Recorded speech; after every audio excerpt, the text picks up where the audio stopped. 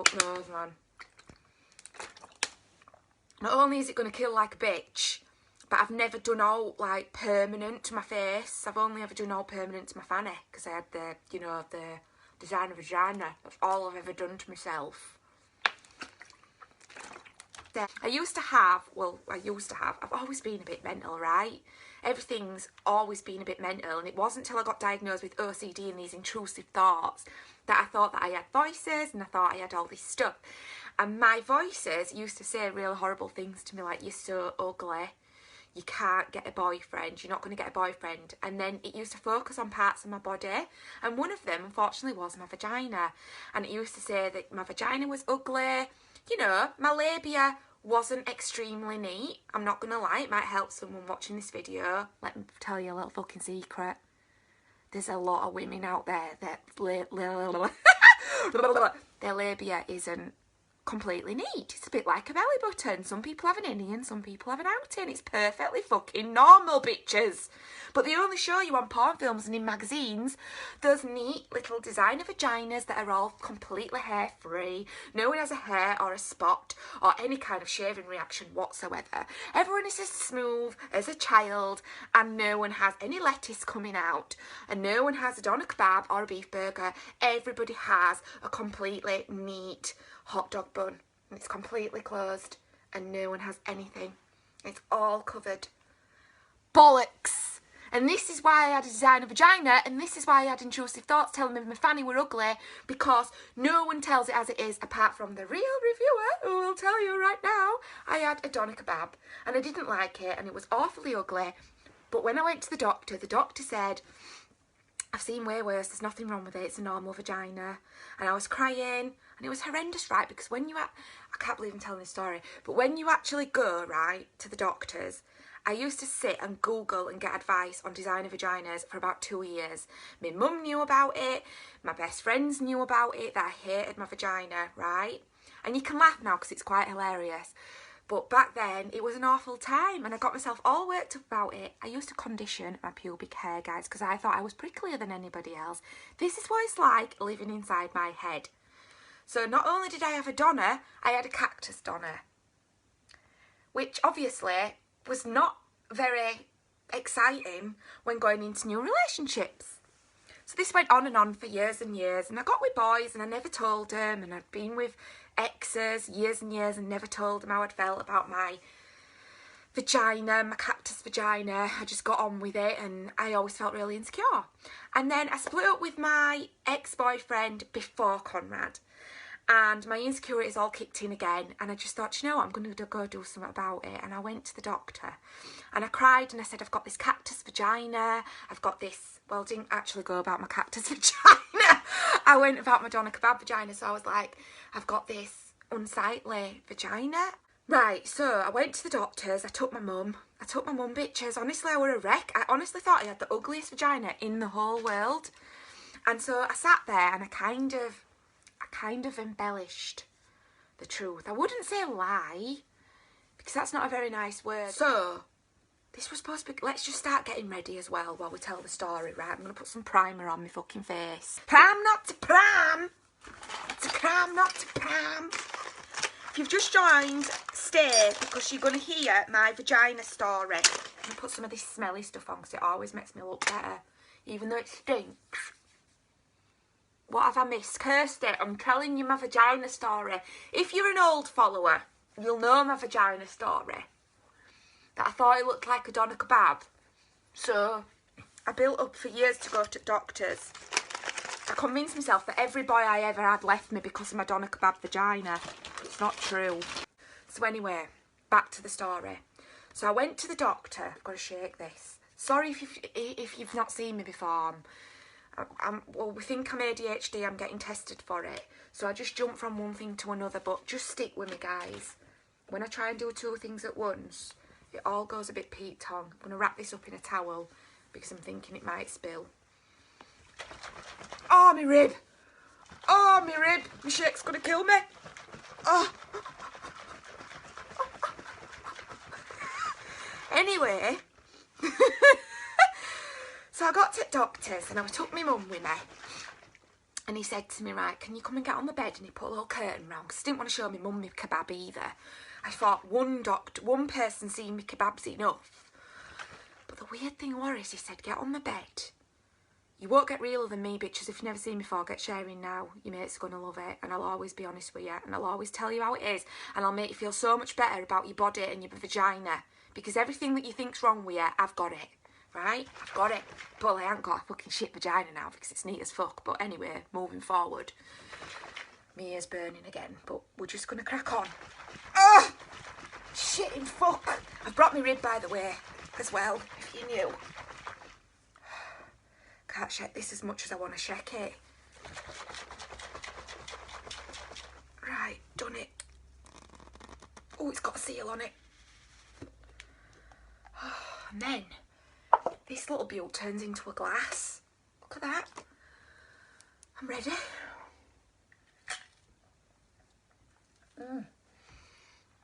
I haven't had plain vanilla and rice milk for absolutely ages, and it's fucking beautiful. It's so nice, so sweet. Right, I'm calm now. So I got on bed. And do you know what he said to me? This bit was the weird bit. I thought I was just going to get on bed. Well, I don't know if I have broke a rib, Rebecca, but I fell off my son's bunk bed like yesterday morning. There were a rung missing on the ladder that I'm sure were there last time I climbed down it. And I grabbed onto the side and I missed the rung and I went, doosh. And my tit got caught on one of the rungs as I went down like that. So it went, tsh, my tit got whiplash, flew up there, nearly knocked myself out with my own tit. And then I went, dush, dush, dush, dush, dush, all the way down the ladder. And he's got the highest fucking bed that a kid could have. He's like nearly touching ceiling in bed. And you know what? The fucker was sleeping it. And I know I've called my child a fucker, but I don't mean it and I don't say it to his face, but I'm really annoyed because the bed were hundreds and it took me 8 hours with Conrad to put it together and he wants to sleep on a mattress on the floor. Now I'm sorry, but that is stressful. So I nearly broke my rib putting the mattress back on the bed because I have to keep getting it off on a morning. That's a whole other story. Back to the fucking bed. So I got on the bed, the doctor said, right, what I need you to do, Elaine, because my real name's Elaine, it's even worse, Elaine with a kebab. It'd been much better if I were Ellie with a kebab, but I was Elaine, Margaret. So they said, get on the bed, get on your side. I thought I'd just like, legs akimbo, you can have a good look. Why are you asking me to do this weird sexual teaspoon position? So I got on my side. By the way, disclaimer, there is rudeness on this video. You might want to hide it from your children so that they don't get scarred for life. But it might help them, you know, if they've got like problems with their vagina, they might realise it's not as bad as they think. Crack on. I'm going to put some foundation on because I look like death. So he said, go on your side. So we're already highly disturbed. I was crying and everything. I were a wreck. I mean, I were in my 20s. I was like 26, 25. When did I meet Conrad? Because that's another embarrassing moment. Yeah, I think I met Conrad when I was 25. Elaine with the kebab, yes, Anne. So, he says, go on your side. So I was very disturbed. And it's like, I didn't say, oh, why didn't I say, well, won't you get a better view on my back? Because, like, that's where you'd get a better view, innit? But when someone of authority, and you're in a doctor's, and you want your fanny done, tells you to go on your side, you just go on your side. You don't question it, do you? I really wish I'd have said, well, can't I just lie on my back? I'm much more comfortable on my back. Give you a little flash. I'll cover myself up with my t-shirt. And Bob's your Uncle, Fanny's your aunt. You've seen it. If you've just joined, by the way, we're just talking about my vagina story. You're a pretty girl and you have nice teeth. Well, I've got a nice vagina and all. Anyway, so, sorry, Conrad, if you're watching, love. It's really not very cool, not very ladylike of your wife discussing this. I'm very sorry, but it's part of me. So anyway, and I need to do this. I feel like I need to do this for all the women out there that think they've got a problem down below and you haven't. You're perfectly normal. You're perfectly normal. Some people have got an innie vagina and some people have got an outie vagina. Some people have got an innie belly button. Some people have got outie belly button. Some people have got saggy eyes. Some people haven't. It's just the way of the world. You're perfectly normal and beautiful. Every crevice, crease, saggy bit, saggy tit, big burger nip, hairy nip, whatever you've got, you're chuffing beautiful, right? And you know, whatever you've got, Ellie's got. So you're all right. And I'm loved. I'm loved with my saggy tits and my burger nips and my veiny boobs and my saggy kangaroo pouch, which I will show you one day because it is horrific. But not today. This is enough information. Right. And then he says to me, pull your knees up to your chest. Not only were I on my fucking side, he wanted to look at it from behind with my knees up to my chest. I thought, well, this is ridiculous. But I did it because it were a doctor and he's got authority and he told me to do it. So I did it. My mum was behind curtain. I'm thinking, this is mildly disturbing. Anyway, I did it crying. Felt like an absolute, oh, it were horrendous, guys. So please just love your bodies. You don't want to go through this. Right, so I did this. And then he had a little look and, yeah. He says, right, you can get dressed now. So I got dressed in a side chair, blubbering away. Felt absolutely horrific. It were awful. Side chair. And I was like, so what can you do for me, doctor? So this is where I embellished the truth a little bit, because he said, it's not bad enough.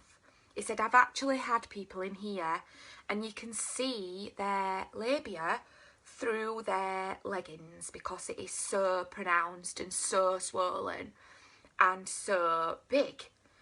And I said, well, mine's not like that, but to me, I said, it's very, very noticeable. And he said, I think that you could possibly have body dysmorphia because I'd already gone through stages of my life with my weight and starving and then eating and then starving and stuff like that. So I always thought I was fat as well, even when I wasn't fat. And he said, I think you're focusing on this area. And he said, what I think will happen is if I say we'll do it for you, you will then find another area of your body and focus on that. And I'm like, I won't. I said, it's causing me so much discomfort. So that's what you say if you want one. But anyway, I said, it's causing me so much discomfort. I can't wear lacy underwear because it traps my labia. Because someone told me that that's what can happen. And it's really uncomfortable. And I started crying and I said, it's really affecting my confidence. I won't get a boyfriend. I won't do anything. And this was quite serious because I was really, really upset. And so we said, right, okay then. What I'll do is I'll send you to the plastic surgeon and she will decide if you can have it done. And thank you, Mrs. Austin, because you're an absolute fucking amazing surgeon. And I got there and I cried and she said, yeah, she did it. And it was amazing. So yeah, part of me is glad I did it. And part of me is annoyed that I had a designer vagina because I thought, well, it was beautiful before. And I think if I'd have had that bit more confidence and if I'd have met Conrad before, because he's always like made me feel amazing and made me feel like I'm beautiful and sexy and he has always wanted me and everything. I'd come from a relationship where my partner had gone off sex and things like that, so I'd started to instill it into my head that I was ugly, my body was awful, it was because of my vagina and things like that. But yeah, I'm way more confident now, as you can see. I'm just telling nearly 400 people about my vagina, which is fine, because I like to help people and I like to keep shit real in life and talk about what people go through, because I don't want to be one of them people on social media that sits there behind filters and a perfect relationship and perfect couples goals and perfect fucking vaginas and tits and everything, because it's not reality. I have saggy tits, I have got a pouch, a belly, I have got cellulite, I am very pale, I am very hairy. I have like plucked my chin for the last 3 years and I've got some prickles coming through now. I've plucked the odd nipple hair out, I'm not going to lie, I shave my arse crack, it's hairy as fuck. You need to know that people on social media, with followings or without followings or whatever, it's not reality. And that's why I became the real reviewer, and that's why I wanted to put real out there and tell people that we all have problems, no matter how perfect as lives look. I have problems in my relationship. Me and Conrad fall out, we break up, we get back together. It's not easy. We have a lot of ups and downs, and there's a lot of compromise in relationships. No couple is perfect. So that's what I want to tell you as well. We have fights. I do his head in. I leave wet towels all over the floor and dirty underwear, and I'm the man in the relationship. I'm messy as fuck, I'm disorganised, I lose everything, I never lock my phone. And then things really get on Conrad's tits.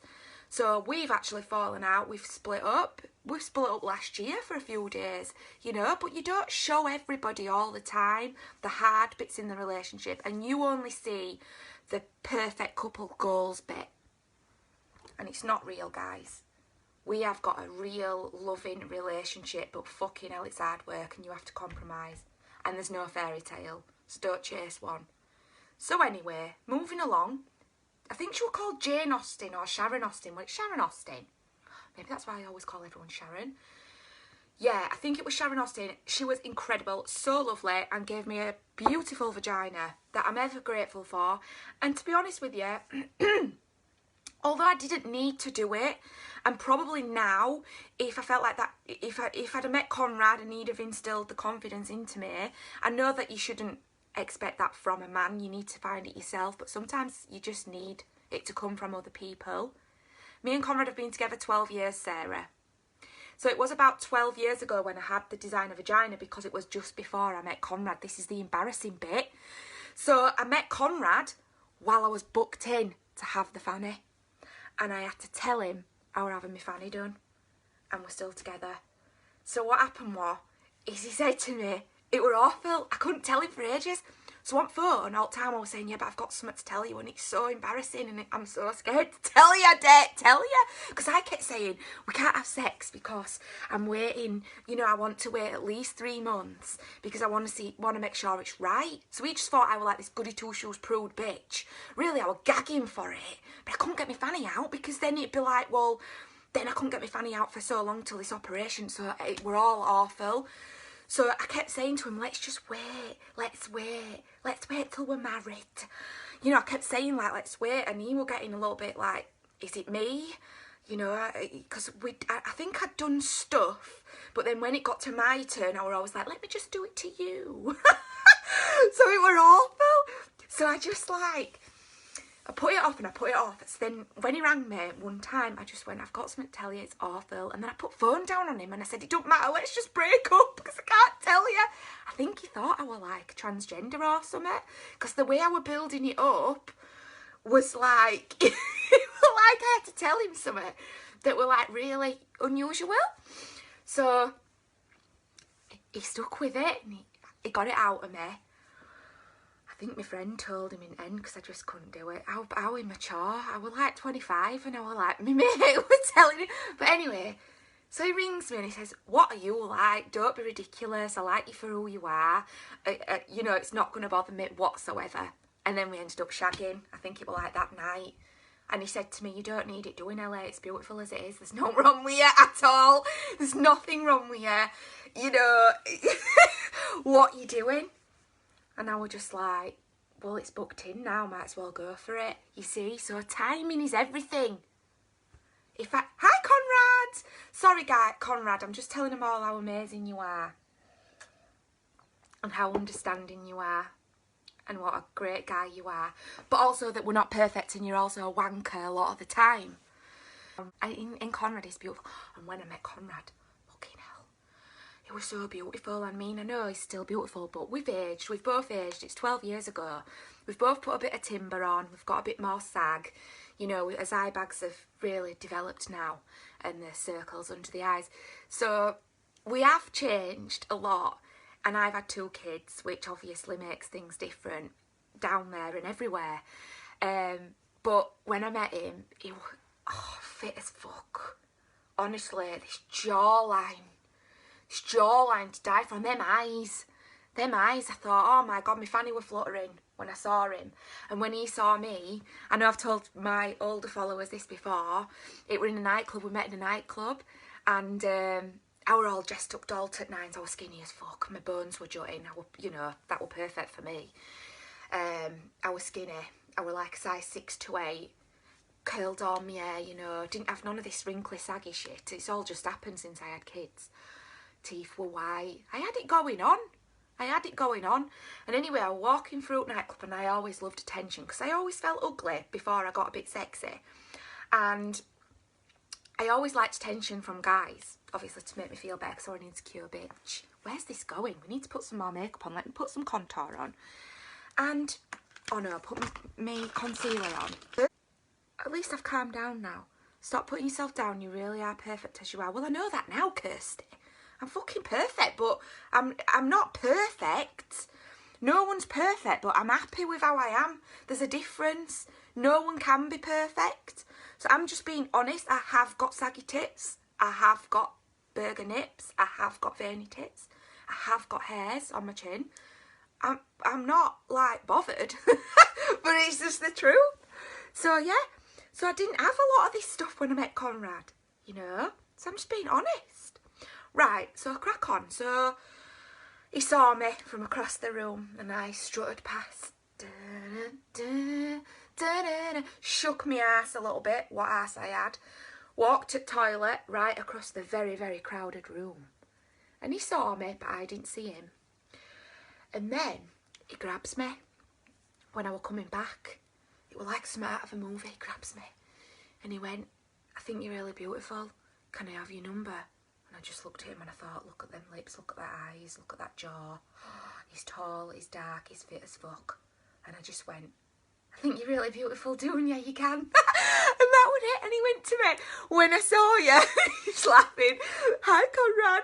When I saw you, he said it was like a spotlight was shining on you and everything slowed down. Don't know if he made that up, but it was a very, very good thing to say to get into my knickers in 3 months when I finally told him about my fanny situation.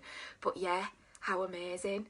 So I finally found the man of my dreams. And I remember for the first times meeting up with him, going on dates and stuff like that, the butterflies I used to get. I was scared to kiss him. To me, he was so perfect. I was scared of everything.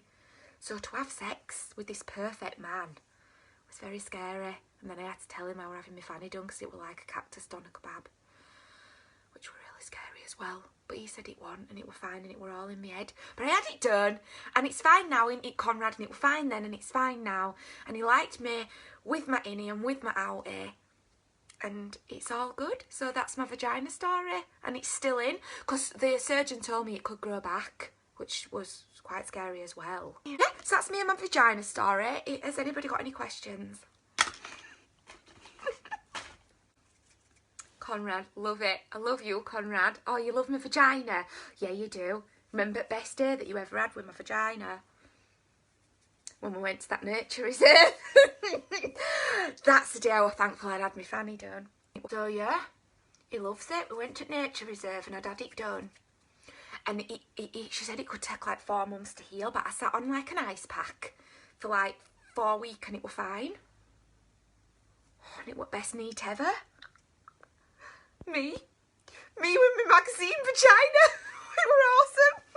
I'm not ashamed. You know, I want to tell people, but you don't need to have it done. Not everybody has them vaginas. It's not a thing, you know. Probably more women have an outie than an innie. You watch that thingy Attraction, don't you?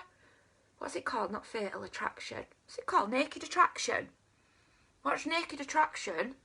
A lot of them have outies on there. I wish they'd have had that fucking programme when I was upset.